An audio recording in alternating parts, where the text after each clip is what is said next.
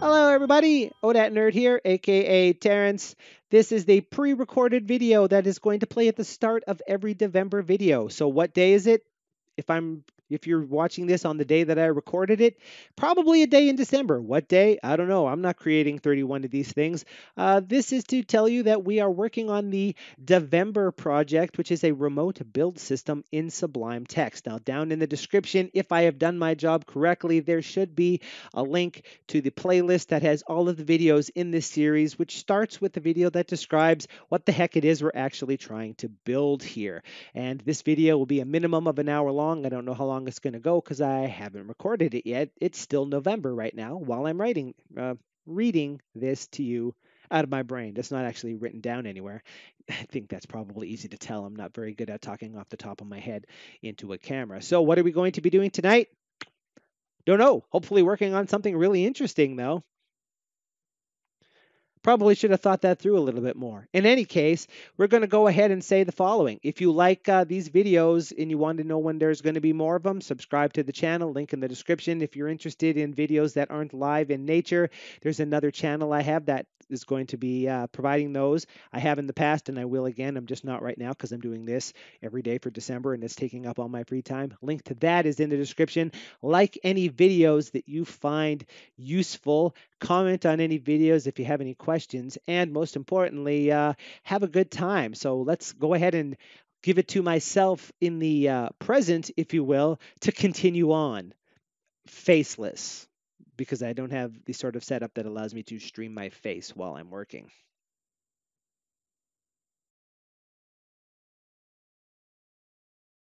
Hello, everybody. Welcome to tonight's live stream. Sorry, I'm a little bit late. We are waiting for the UPS man to deliver, quote unquote, by end of day. And it is 8:05. It really seems like it's the end of the day. But just in case it's not, and the UPS man actually arrives, we're going to be interrupted by a phone call, followed by, excuse me coughing into the microphone, switching over to the magic of the reticulating spline screen while I run to collect a batch of shoes from the UPS man. You just caught me in the middle of getting something set up here that I wish I had done previously. A command I created. I'm in the wrong spot for that. I want Sublime Text Screencaster. 3 screencaster, excuse me, in data packages user and grep for clear console. And, oh, it's clear console.py. I should have known. Go ahead and open that too.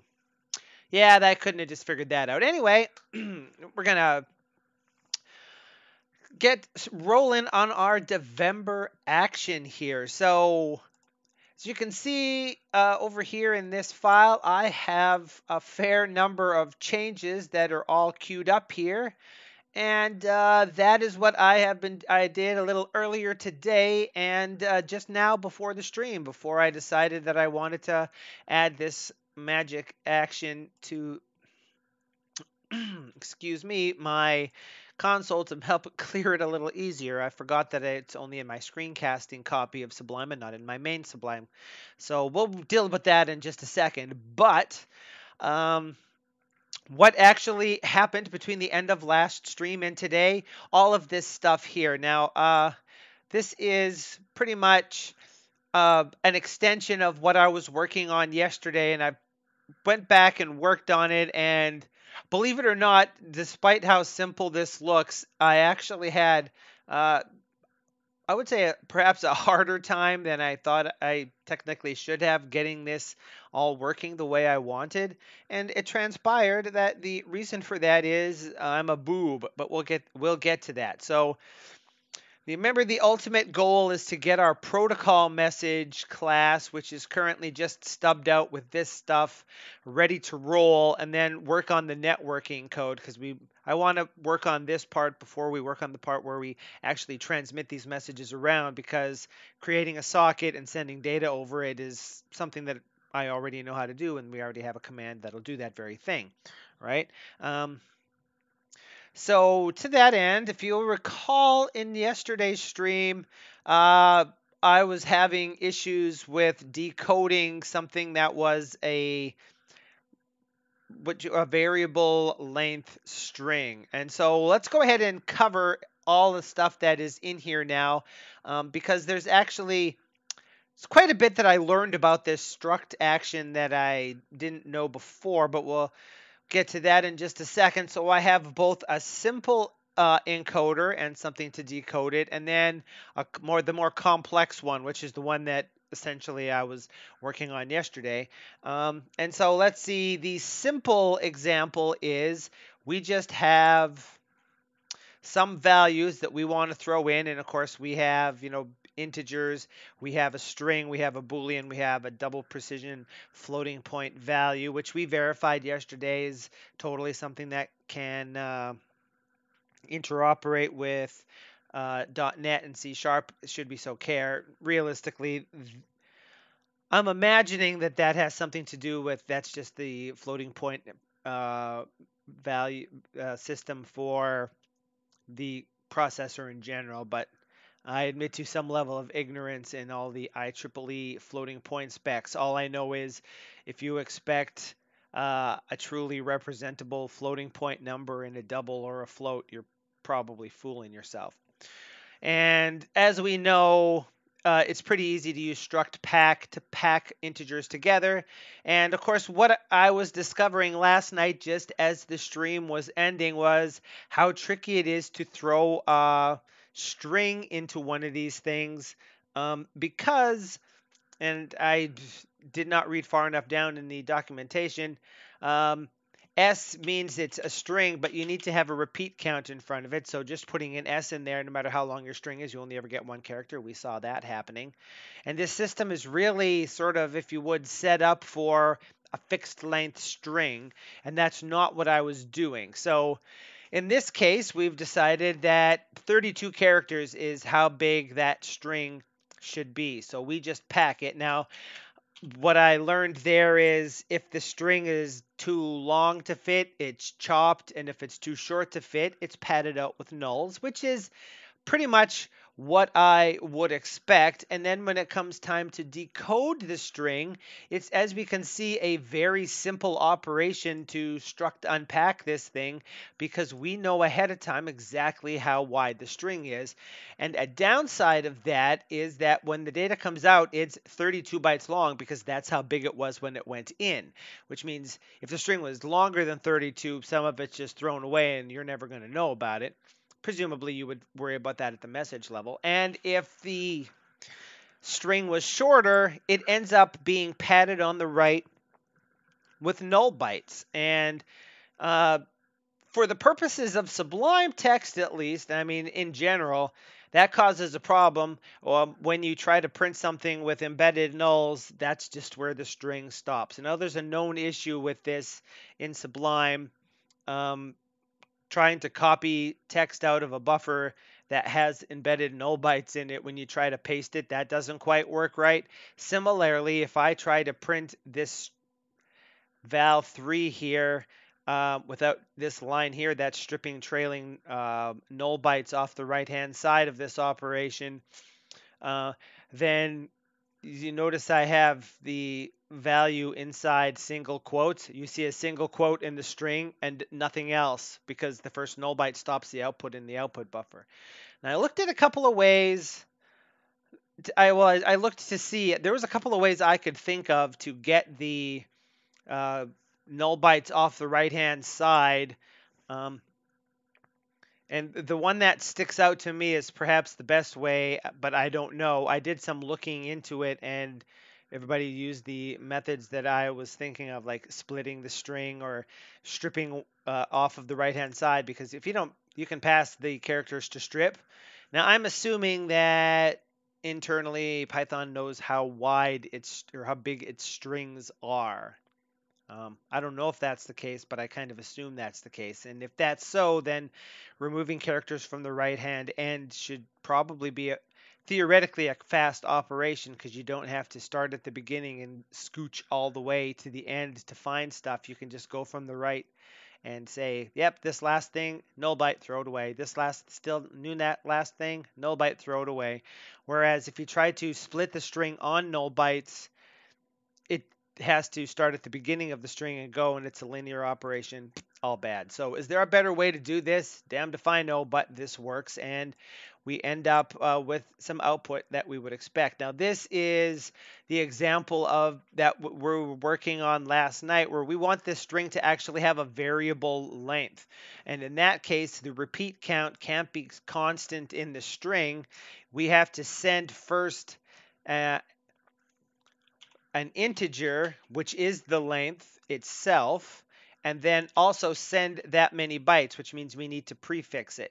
So as we can see, for the string, we're sending the length of the encoded value and then the bytes of the value itself, which is very easy to do, as we can see. The tricky part comes when you need to decode the thing.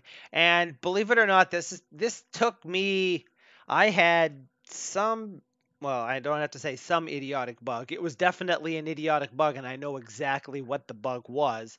Um, so first of all, we'll note that everything up to the %ds is a known fixed size, and after that, that's where it all goes pear-shaped. So what I decided to do was use calc size, figure out how wide the string is, then unpack everything up to that length. And we have to use a slice on the data to tell it to only use that many bytes from the beginning, because struct unpack knows how big the data that you pass it is, and it gets very irate if you pass it a block of data that doesn't match the size. Now, in a general case, I applaud that. In this case, I found it kind of irritating. But you definitely want that for error checking purposes. Now, here's where it gets perhaps somewhat trickier. Now we can extract the bytes out along with, of the string and everything that follows it, because everything that follows it is a fixed size. We know this is some number of bytes, whose length we have, and then we also know that there's a Boolean and that floating point double. So we can unpack, and here we're saying unpack from instead of just unpack, so that we can provide the data and also an offset into the data to start from. And then we can say that the string is however many bytes we think and those two items, and we get what we want. And lastly, this would just be an example of something that I originally was trying to do inside the encoder to do this, but actually this is probably or perhaps best done in the network code, because the network code is the thing that actually wants to shuffle data around.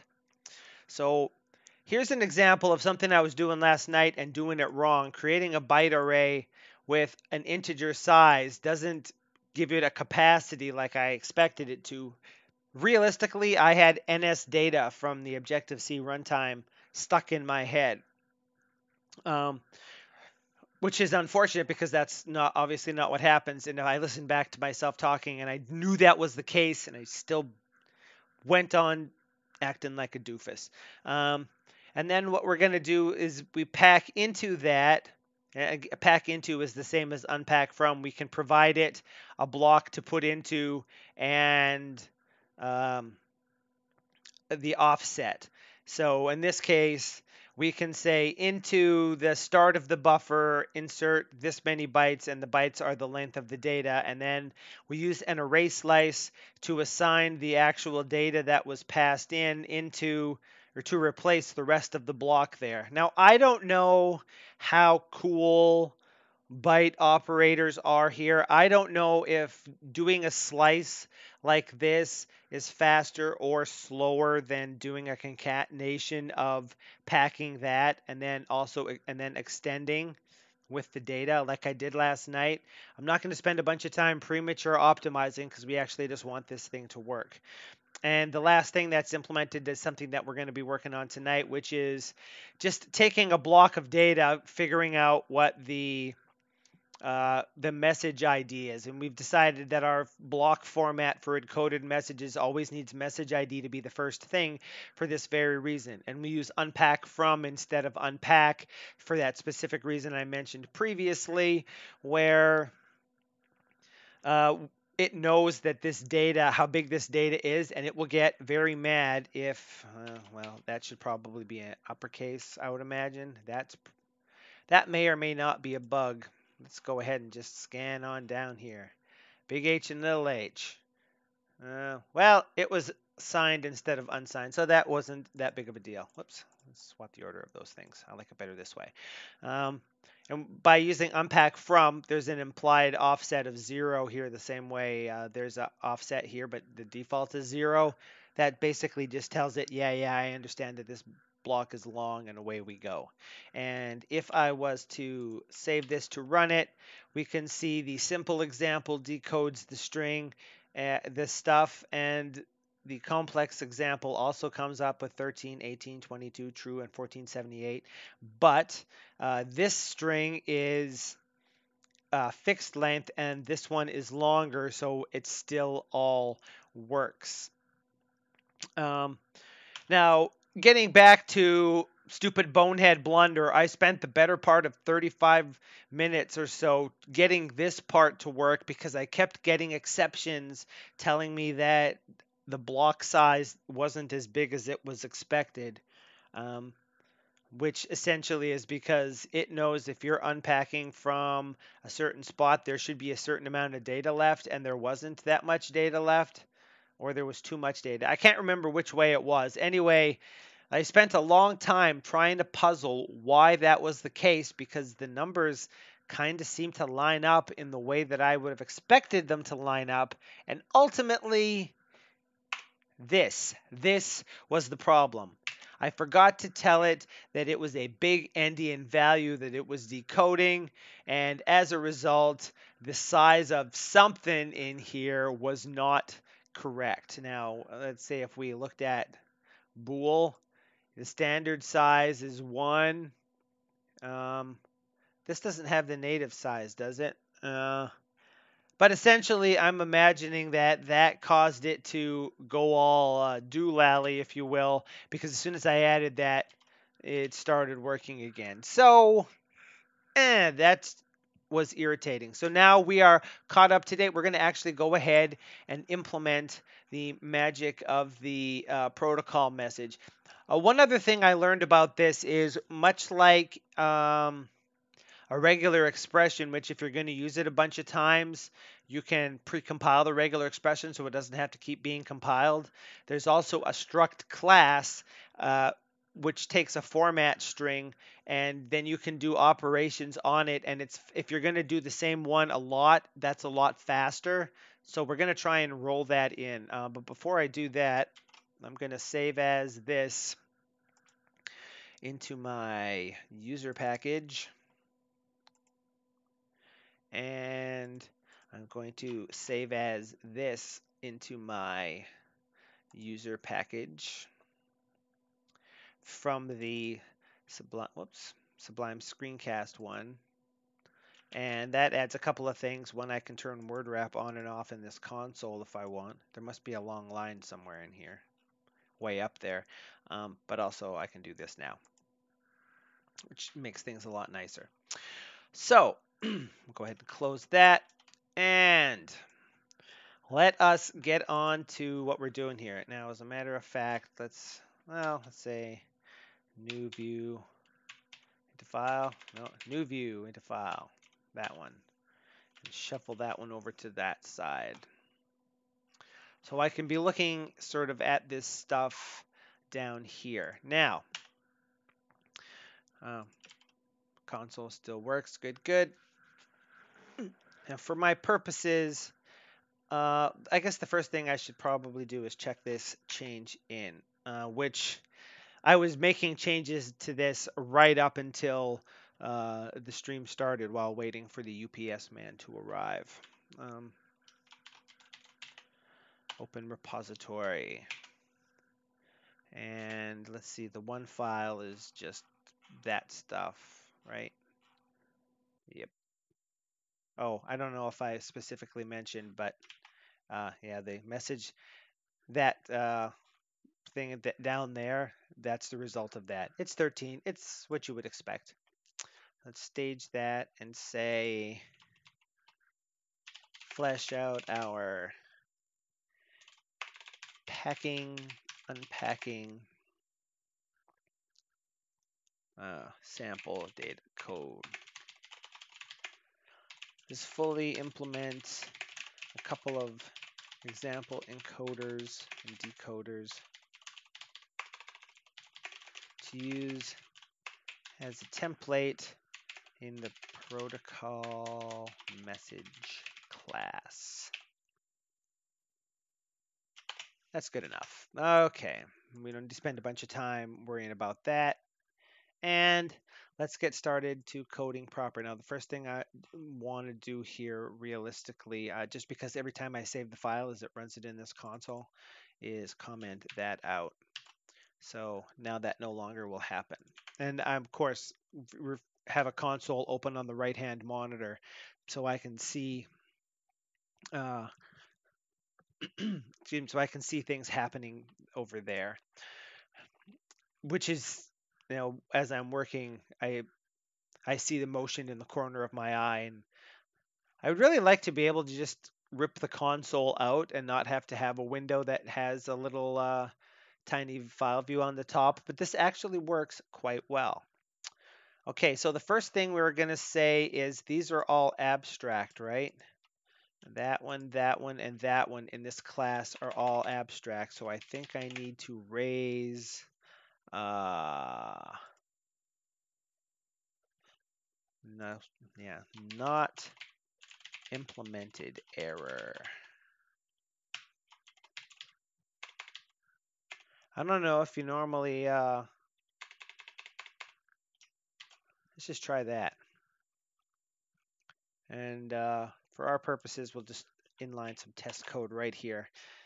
As a matter of fact, well, is this, yeah, that's right. This will work. I have a, oops, shoot, I missed by a character, didn't I? Yeah. Let's go ahead and do that. Just fold that up and get it out of the way. And I can still refer to it over there. Message is equal to protocol message, and then message dot encode, let's say, gives me just not implemented error. And yeah, so this should probably all have something in there.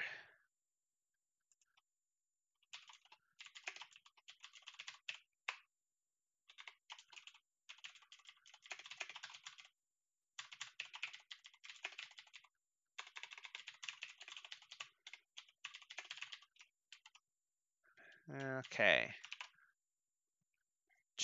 Not implemented error, subclasses of protocol message should override. Oh, did I?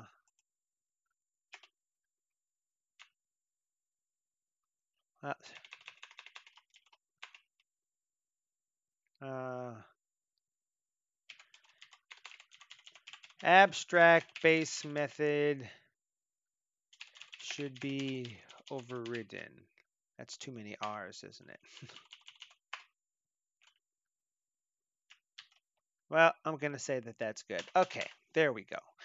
Those are all we need for the base class of that. So that is going to work for us there. We'll go ahead and do that.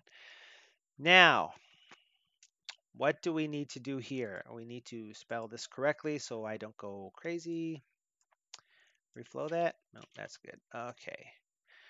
So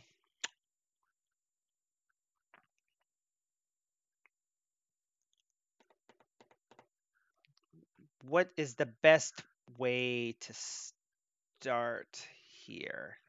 Let's say we actually need a subclass to start with. So we will say class introduction message, subclasses, protocol message. So now I can make this introduction message, and now it should say that I did something wrong because I need to do that.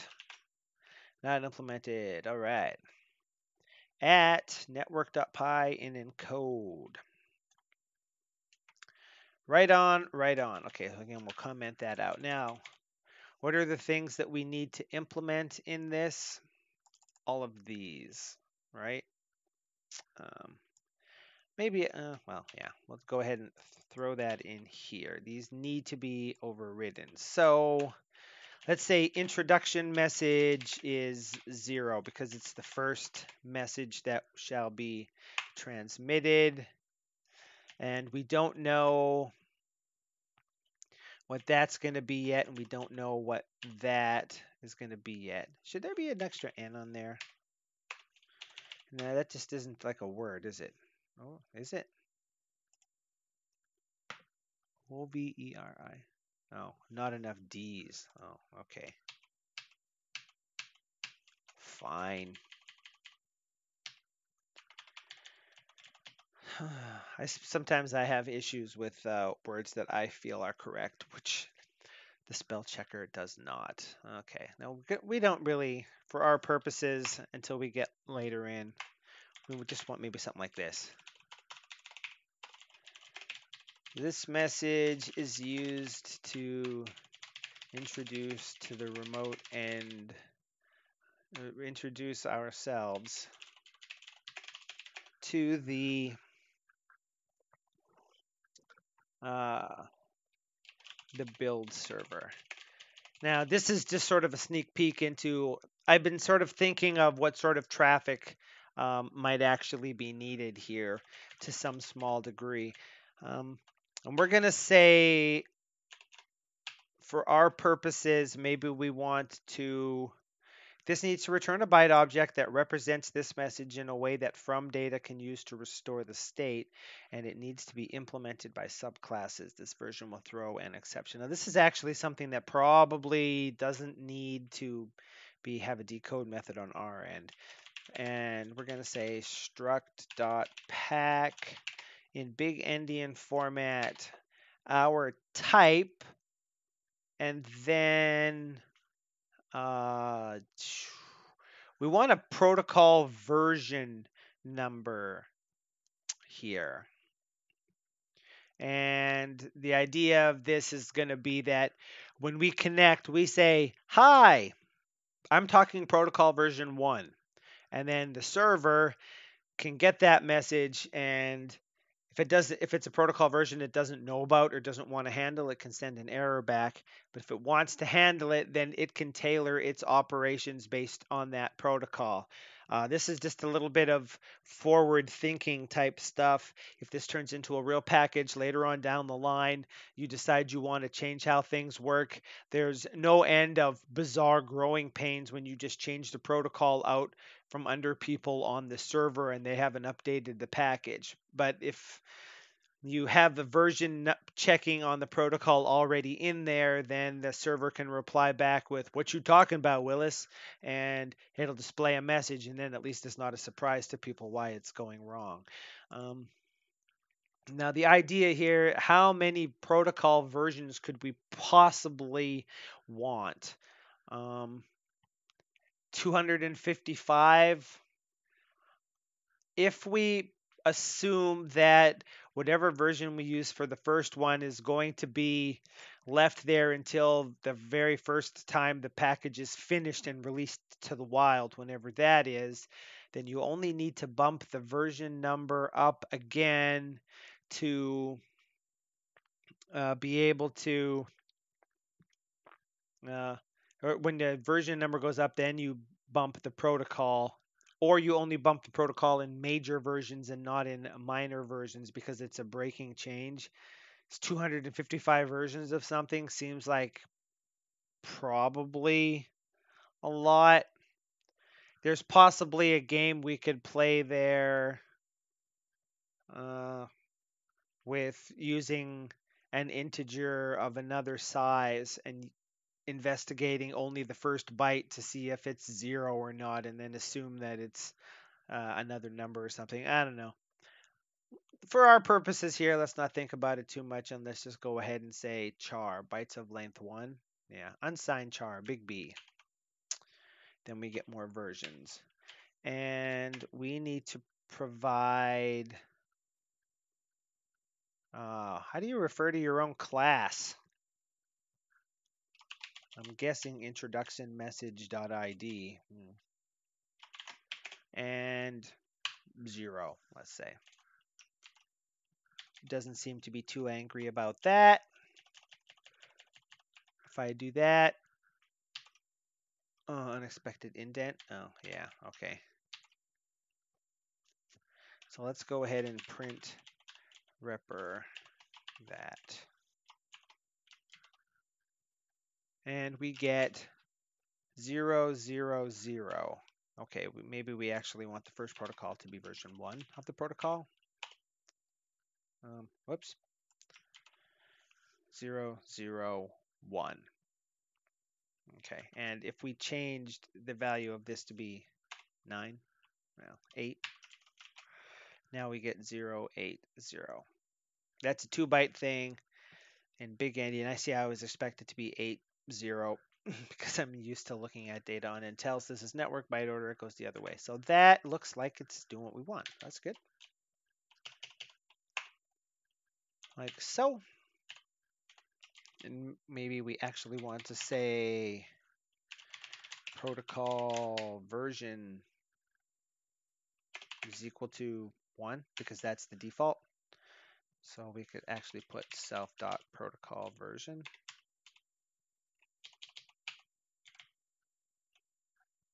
Now maybe we'll just name it version. It's a little shorter. Declare what version of the protocol we speak so that the server knows what to expect. Okay. From us. We actually want this to be the 0. And if we're going to decode something, then what do? We say underscore and can I do this? Self.version. I assume so. Is equal to struct.unpack from that HB data. All right, and let's do this. We end up with 0, 0, 1. So let's say we have an introduction message, and then we can say encoded is equal to message.encode. So it's going to encode that into a block. We already know how to do that. And then we can say other is equal to introduction. Oh, we need to do more work there. Introduction message dot decode. And what we would actually pass it is encoded and then print other dot version. So I'll actually say print message dot version. So this is actually slightly wrong, let's say. Well, how might we pull this off? Actually, first of all, I'm pretty sure those should both be, say that, oh. Yeah, okay, yeah, that's broken for right now, but that's okay. And then we need to say, maybe we don't need a constructor per se. We're not going to construct it to know what size the thing is, right? So we might say message is equal to introduction message and then message.version. Also, then we can say underscore and message.version is equal to this. That's how we probably want to do that, I think. And then return message. Maybe that could be clearer. Like you could maybe make a constructor or something. We have to decode the value from the tuple first. I'm just using an underscore here because I don't care what the message ID is. I already know what the message ID is. So, and introduction message object has no attribute version.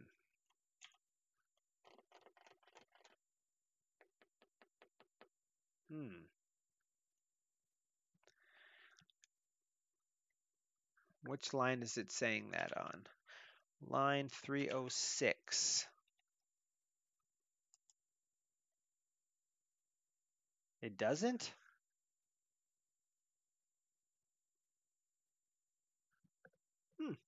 Okay, what if I take that out? Well, that part works. I think. What are we printing here?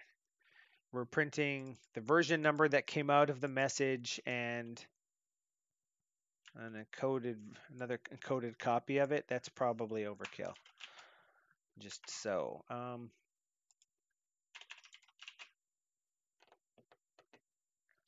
Perhaps I do need a constructor for that. I assumed that that would actually work.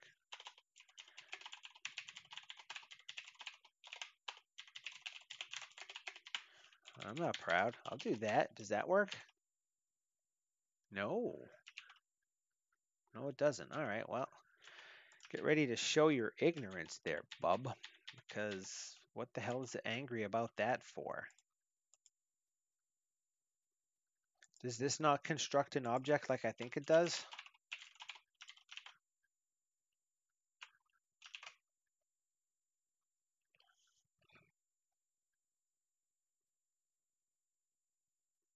Oh, I know why. Because I can't spell. Thank the heavens. Now there's more than one of those, isn't there? Version. Yeah, this one's one here too. Sheesh. Okay. Take that out.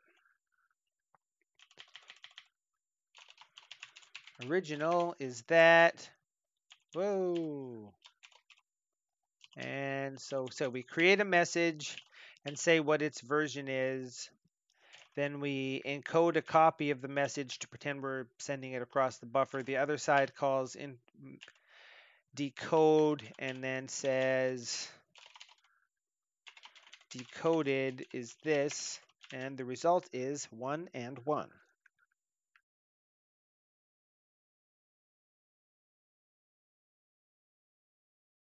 So that's 1 working.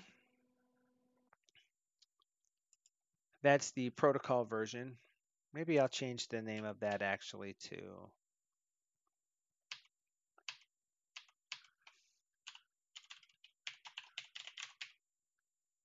I like protocol. I like protocol version, even though that's a little long. Maybe we can pad it out like this or something. Still works. Okay, now let's say the next type of message we want is class error message, and it's also of type protocol message. Whoop, that's not the correct character.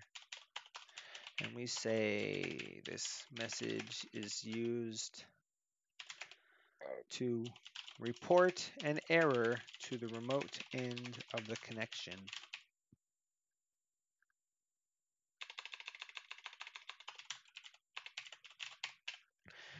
Okay, now here we actually want an init.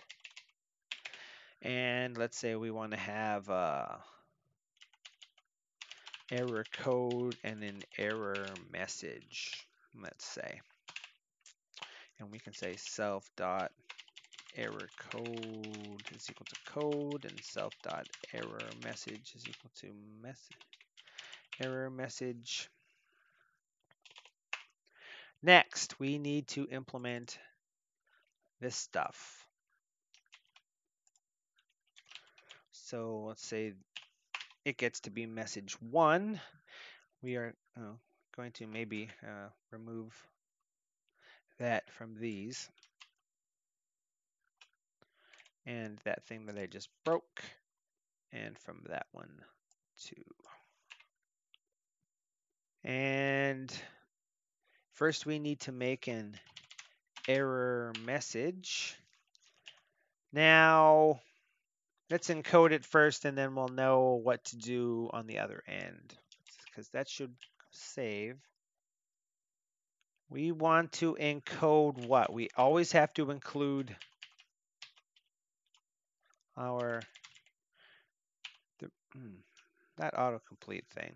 We always want that at the beginning. Now, what do we want here? We want the error code. Let's take a look.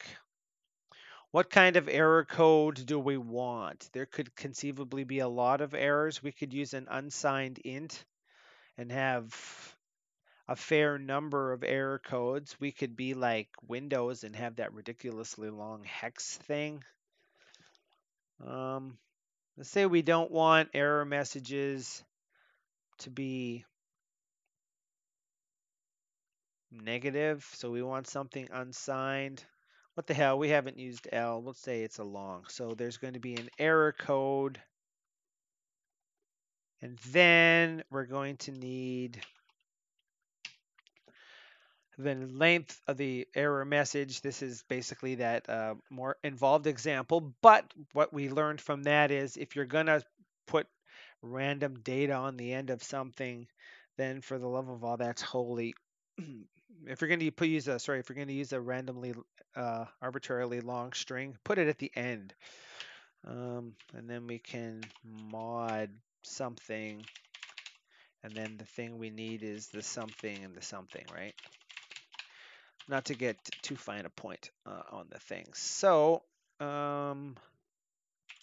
message data is equal to self dot error message dot encode that as UTF-8, and then this is length of message data that's inserted there, and this is length of message data, and this is message data.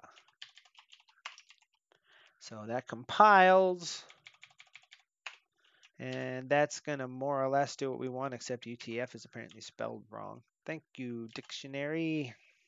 Thank you very much.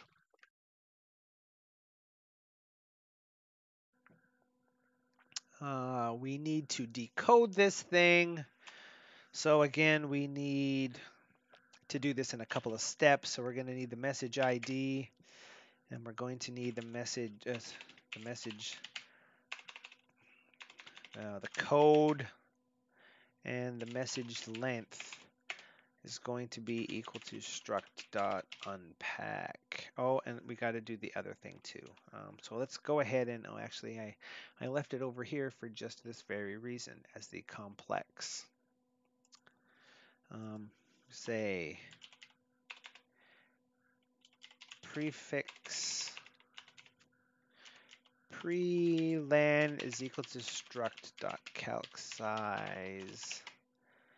Oh, did I remember to put that in those? Yes, I did. Learning valuable lessons. We definitely need the H and the, sorry, not the H and the L. Right? And then message ID, the code, and the message length is struct.unpack HL from data prefix len. Take a slice of the data just that size, grab those, and then we can say message string is equal to struct.unpack from, remember that so we don't get screwed this time, %ds mod message len from data at prefix len. Oh, that did not autocomplete as much as I thought it did it? Well, good enough. And now we can say message is equal to error message, which is what we had there already, and message dot error code is equal to code, and message dot error message is equal to message stir dot decode UTF-8, and return the message. Okay. So let's test this one now. It's going to be now that we're doing that, we don't need this part per se, but we're actually going to make this an error message, right? And we need to pass it an error code. So let's say the error code is 1234 and an error of numerical run proportions has occurred. And then we can say other is equal to introduction message dot decode message dot encode. And then we can print error and %d colon %s in the double quotes, and we want other dot error code and other dot error message. And boom! That is not working. Why? Line 314 is unhappy. Oh, because this. Now unpack requires a bytes object of length 3 at line 296. Really? That can't be right. It's specifically pointing HB. How the hell did it get to that?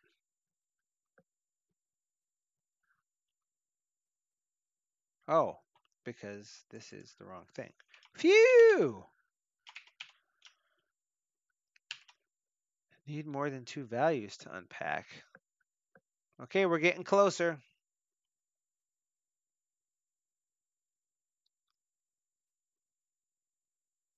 Oh, there's not enough things in this. Okay.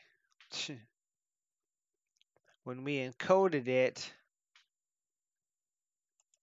we didn't put enough things in here. Did we? H is the message length. Sorry, H is the message ID, and L is the error code. Oh, we got to have another one of those. Aha!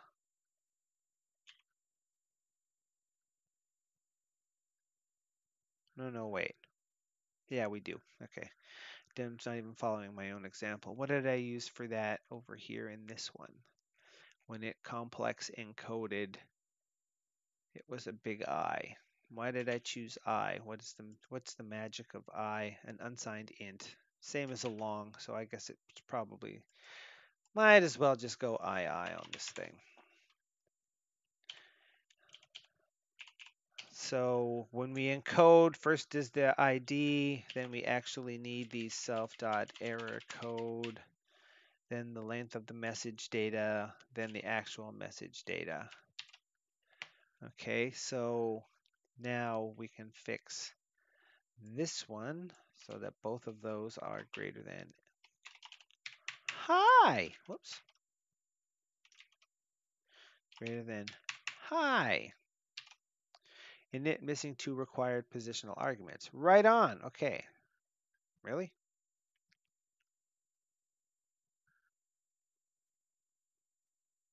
Oh, I see.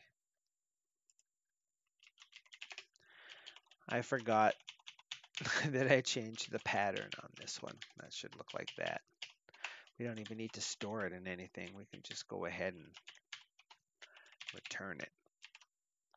Tuple object has no attribute decode. Hey, we're getting closer.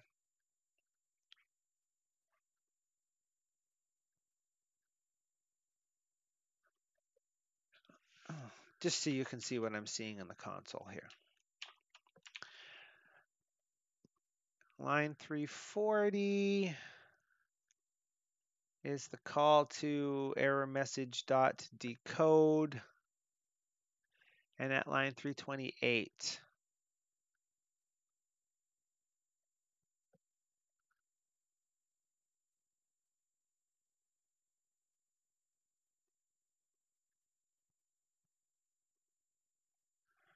How the hell did we end up with the tuple here?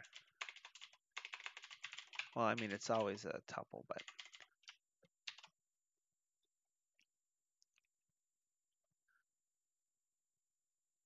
this is one of those other things that has sort of been confusing me. An error of numerical run proportions has occurred. It's a bytes object. It's a tuple with two, what looks like two things in it.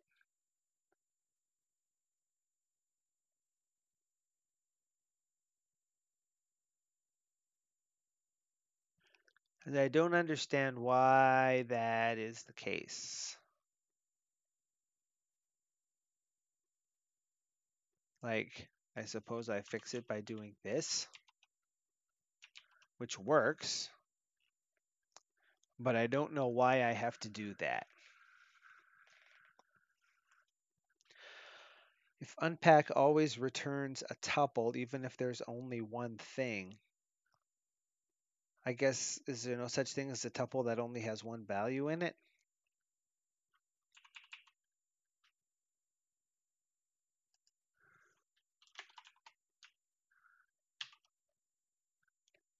Okay.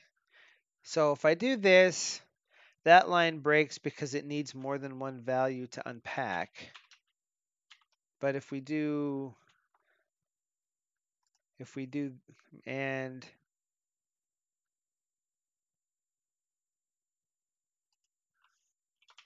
message stir is a tuple that contains that. Yeah, okay, that's what it was doing. So if I do this, it's definitely a tuple, and it looks certainly like a tuple that has two values in it. But if I try to grab two values, then the error message is it needs more than one value to unpack.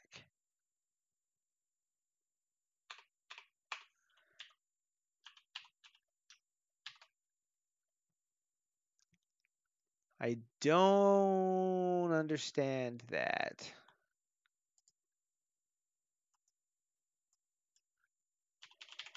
Python unpack always returns tuple. Is there any? What's this?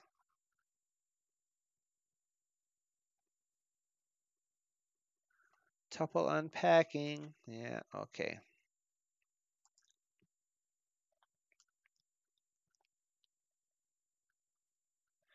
And fact is that in order to correctly unpack, I have to either catch the type error. Oh.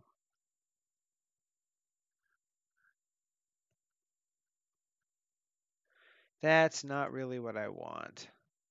Python unpack a single item.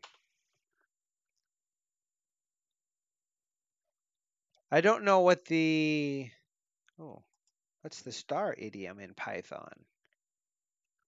Well, maybe the next thing was actually what I wanted. Go away, free Linux ebook or Linux ebook. If you listen to enough of my streams, you know that I sometimes say Linux and sometimes say Linux.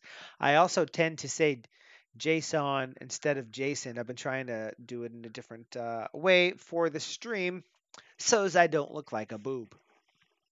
But fat chance of that because I recorded video of myself. Okay. Replace unnecessary values with underscore. Yeah, sure, doing that.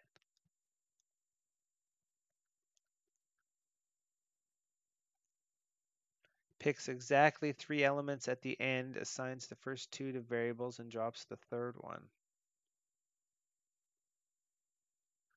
Is that a thing? Oh, that causes a problem.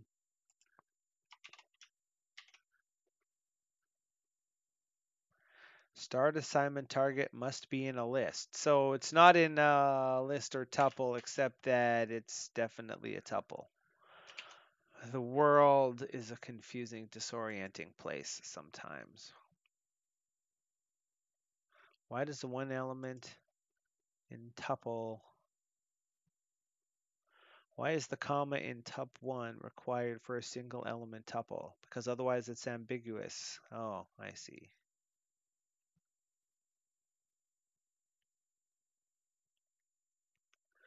All right, so that's like the repr value. To unpack your tuple, you need the same kind of dangling comma. Oh, all right. Maybe that's the magic. Well, I learned something new and interesting. Okay, we can get rid of that. And now we have successfully sent a string back and forth. So now we actually have a couple of different classes that we can do something with. Now, we're going to just temporarily comment that out so that nothing happens. I'm going to go ahead and clear yawn console and get rid of that and make that pop out. Now we can go back up here and work on these things. Now here's something that I wanted to research. Can a Python class have a class instance variable? Is that the right way to say that? Class variables which have the same value across all class instances. Yeah, right on, man.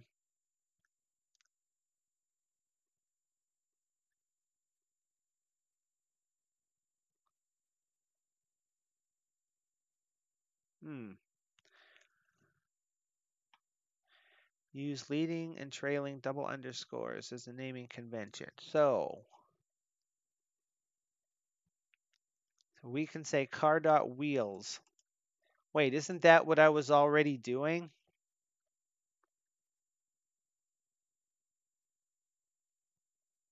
Now I'm afraid that my code actually maybe doesn't do what I expect it to do.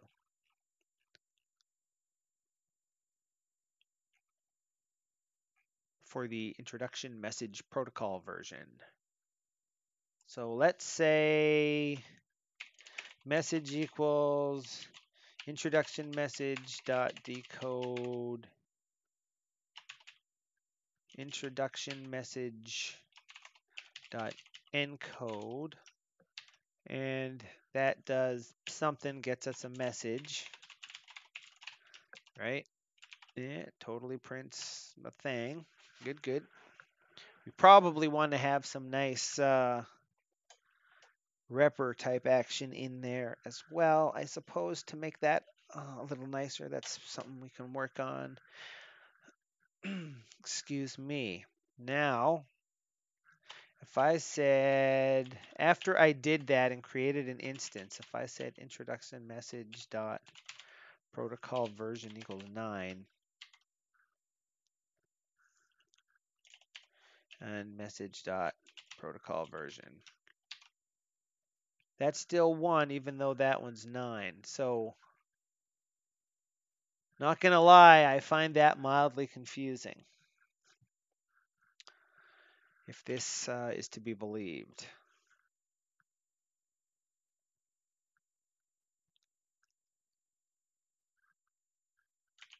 So I guess that also means I should be able to print introduction message dot protocol version, right? Now it says 9. Okay. So it's 1. When I do that, and if I said message dot protocol version equals 12, it still says 1. So, all right, well, I'll leave that, excuse me, that bit of weirdness for another day. Let's dike that out of there for now. Because here's the deal. we need a registry is going to be a dictionary. And uh, if ID, oh, that's probably not good. I'll probably change that to message ID. If message ID in registry, then raise some sort of exception. What kind of exception would a person use for something like this? Looking at a list of built-in exceptions in Python, we can have base exception, exception, arithmetic error, buffer error, lookup error, but as concrete, assertion raised when an attribute reference or assignment fails, when an object does not support attribute references, nope. And a file error, nope. Floating point, nope. Generator exit, nope. Import error, module not found, index error, key error, keyboard interrupt, memory error, name error. Local or global name is not found, not implemented error, OS error, overflow, recursion, a weak reference is created, runtime error, raised when error is detected, it doesn't fall into any other categories. Uh, Maybe runtime error is what we want here.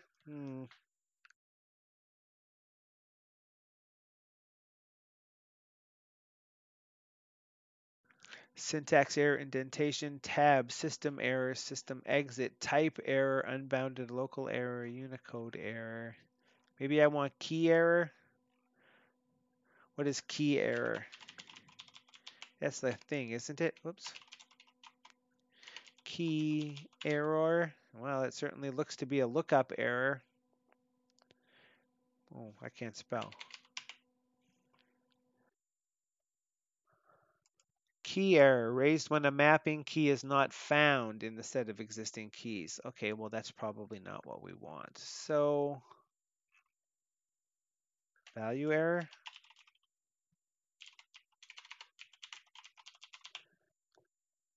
Raised when an operation or okay, type error raised when an operation or function is applied to an object of inappropriate type. No. Value error raised when an operation receives an argument that has the right type but an inappropriate value and the situation is just not described by a more precise exception such as index error. Raised when a sequence subscript is out of range. So maybe we'll raise value error. Duplicate message type detected. And we will throw in a %d and a %s. And mod. I'm not sure. Whoa! If that's the right thing, but we'll just work that out in a second. And instead, we would just say registry message ID is equal to class obj. So that compiles, and here's the idea of what we're doing, because it just occurred to me that I didn't actually say anything about that. We might say protocol. Actually, no, we don't even want to do that, do we? Now that I think about how this is supposed to work a little better, it should just be a class obj. And we're going to have to add some message ID is equal to class obj dot ID. Did I?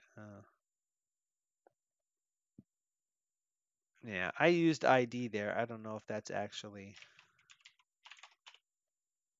Yeah, I should not have called it that, but we'll fix that in just a second. Okay, so that's what we want for there. And we come down here and say protocol message dot register. And what we're going to register is introduction message. And yeah. Okay, that's sort of what I expected. Where are we?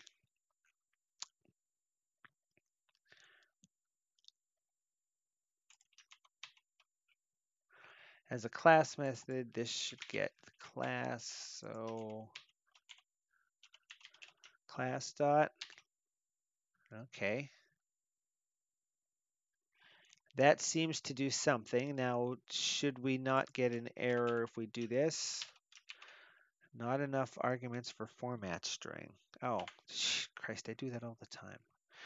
Da, da, da, da, da, da. This needs to be that. So when I save it, duplicate message type detected 0. Introduction message.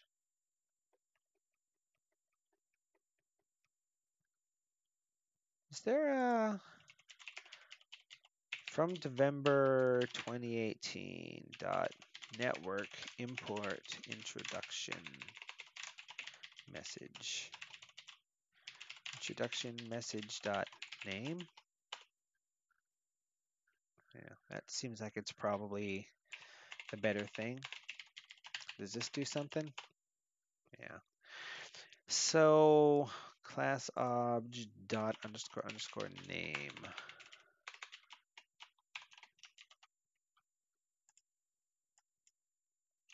Python check if a class is a subclass. Yeah. If one class is a subclass of another. Is this going to be is instance? No. Is subclass. Suit. So what if not is subclass class obj protocol message raise value error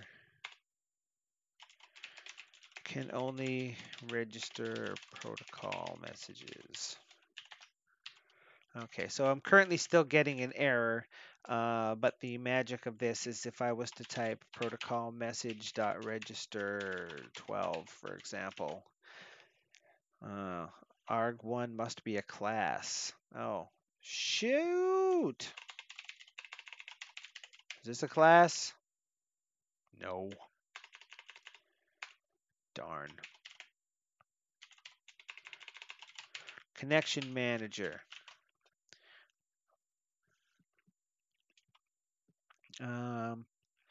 And maybe we even change the message a little bit.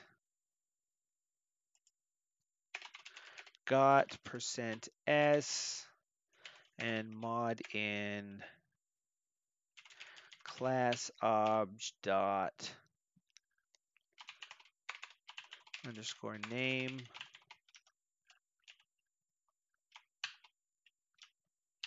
So now can only register protocol messages. Got connection manager. Now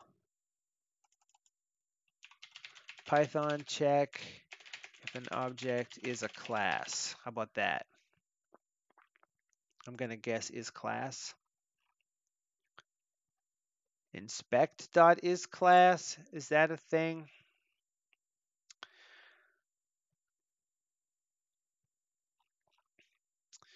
Use inspect dot is class.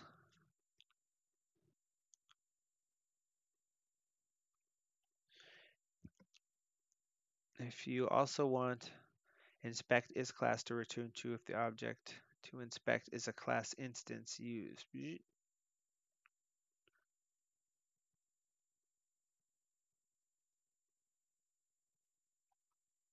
All right, from import inspect, I guess. Let's throw some.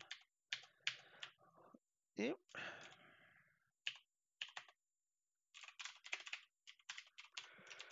That seems to be doing some stuff. Jump on down.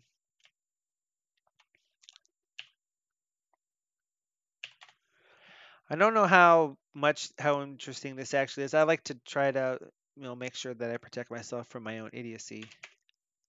If not, inspect dot is class obj raise value error need to provide. I got to scroll up to fix this whole. There we go.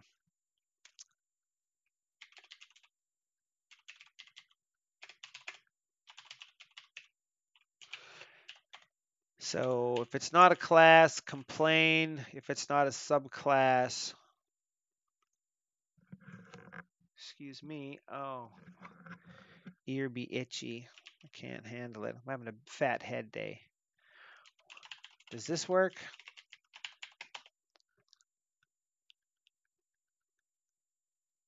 I didn't think so.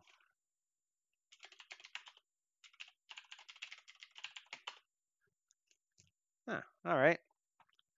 Maybe it does. If not, is class object. So copy that. If not, oops.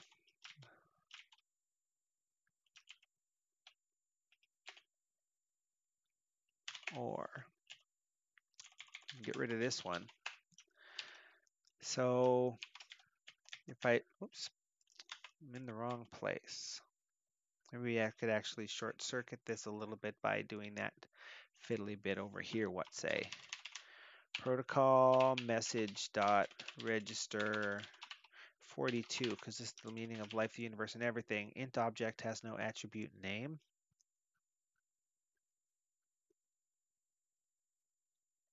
Oh, all right. That's mildly unfortunate.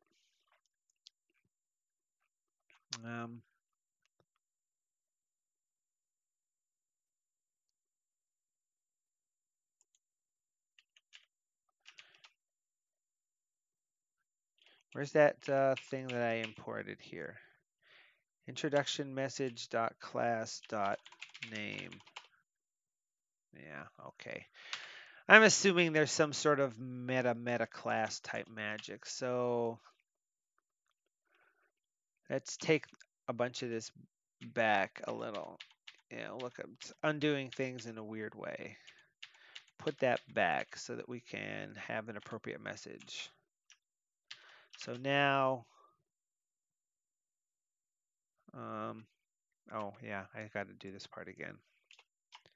PM dot register 42 says need to provide a subclass of protocol message. And if it was a string, same thing. And if it's a class that it doesn't know what it is, then it knows it's that. Otherwise, there's a duplicate. And the other thing we want is error message, like so. So now everything is all it's all happy. Now,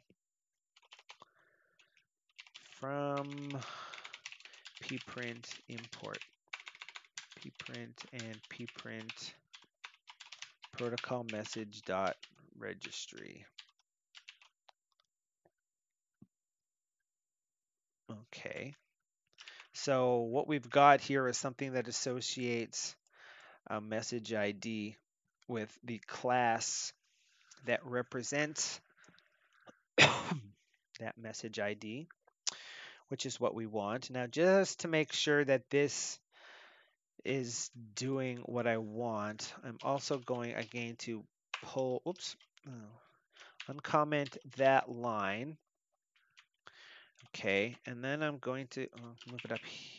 No, well, let's recomment it. We'll copy it here and uncomment it. And what if I wanted to pprint message.registry? Should it generate an error? No. It has one too. I guess because all classes have one. Just a second here, sir.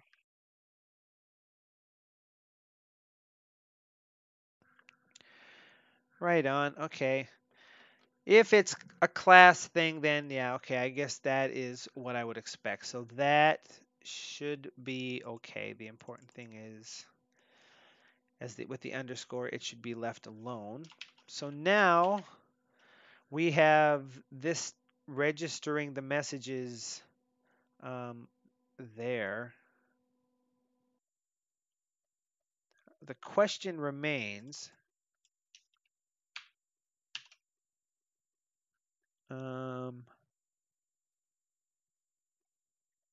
so wait, why is there two of those now? The one in, oh, because that message is still, this is one of those weird things. The message, if I do this, I got to take that one out because that object still exists in the loaded thing. So now there's nothing registered. Now, what if in introduction method, I said protocol message dot register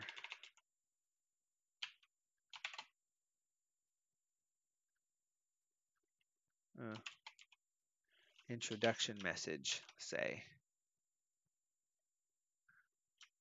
Okay, so it doesn't like that because it doesn't seem to be a subclass yet. So basically, I'm trying to think of whoops, a way to avoid having to do this. But that's not the end of the world. So we're going to remove that. So what we've done is create a couple of messages. Now, before we get too much farther, well, maybe I want /BID, huh? Let's go right from the top and look where I made the terrible mistake of naming something after an internal function. So if I did this, there's 1, there's 2, there's 3. Message ID. Okay. Not implemented. So here, this should be message ID. If message ID is in the registry. Now, if that's always returning a constant value, maybe we don't actually need to do it this way. I like the idea of pulling it out into a variable just to reduce overheads. I'm also not strictly a fan of the way that's laying out, but that's neither here nor there. Not implemented with message ID, not implemented, not implemented. So message ID and okay, when we encode, this needs to be message ID. And here when we encode, it needs to be message ID. Like so. So that still works. Now here's the reason why we're doing that, because I have this little bit of stuff here.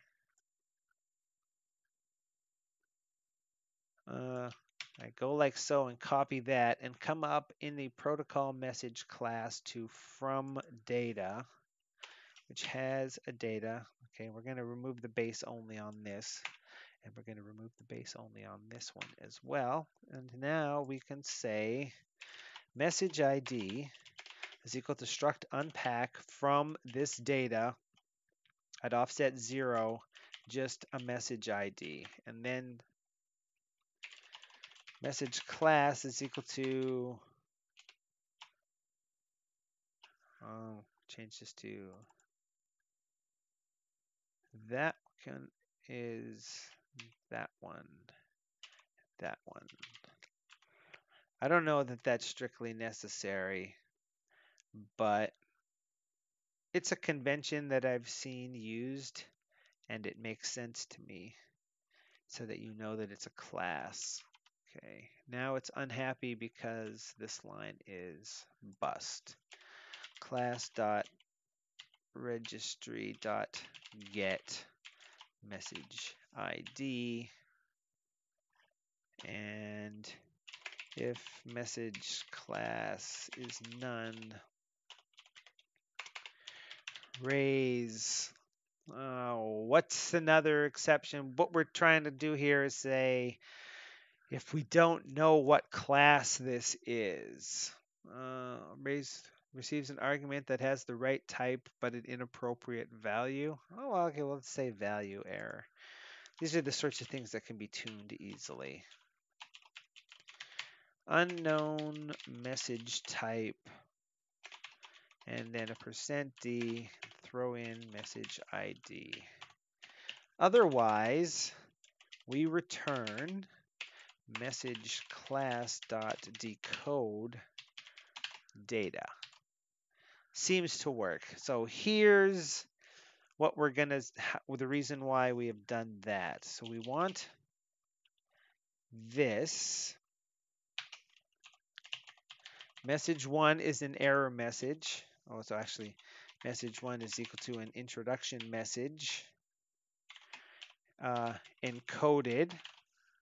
And message 2 is an error message encoded, which doesn't work because I added a D.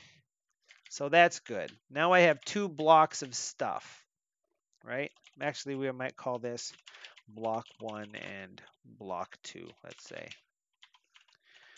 Then we can say message 1 is equal to protocol message from data block 1, and message 2 is equal to protocol message from data block 2. And we have an error because unknown message type 1 or unknown message type 0. So there may still be issues with how this all works. Say print introduction with protocol version %d, and we mod message1.protocol version. And the other one is that. So that's sort of what we want to have happen, except that when we call from data, if I was to print cls.registry,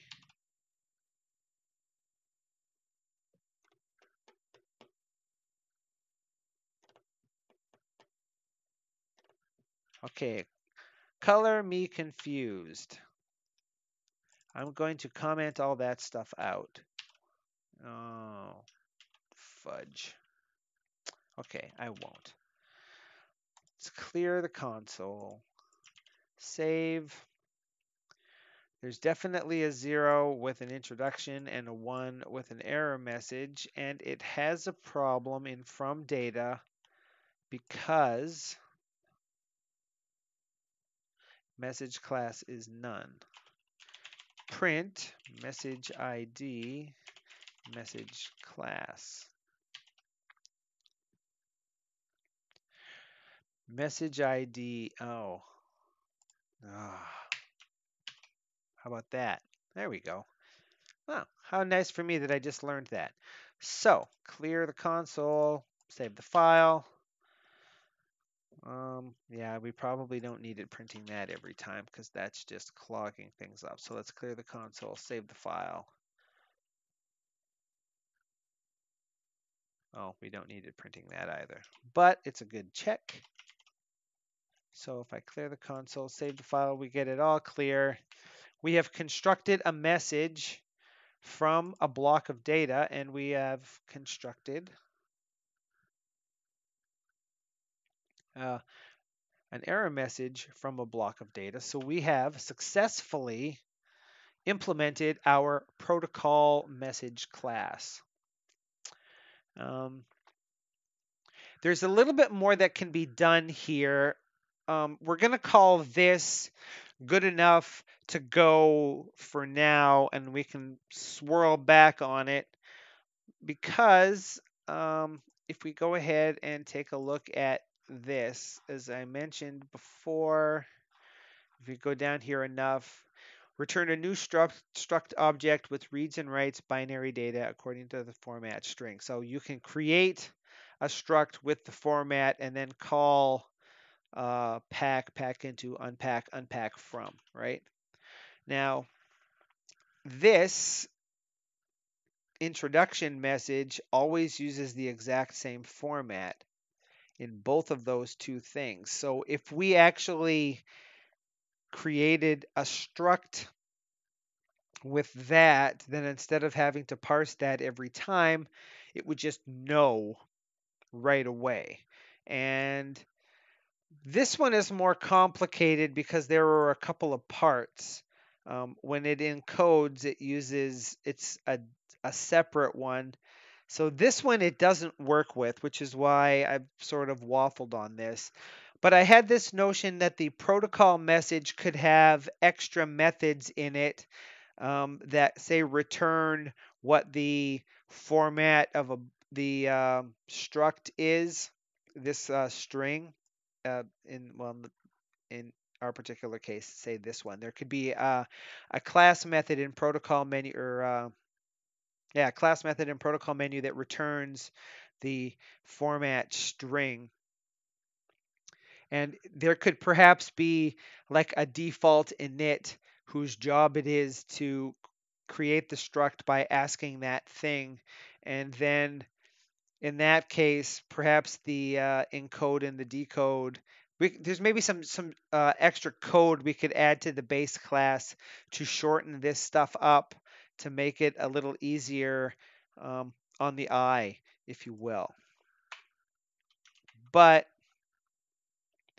I don't know how well or that might work since we have to do magic stuff for things like this.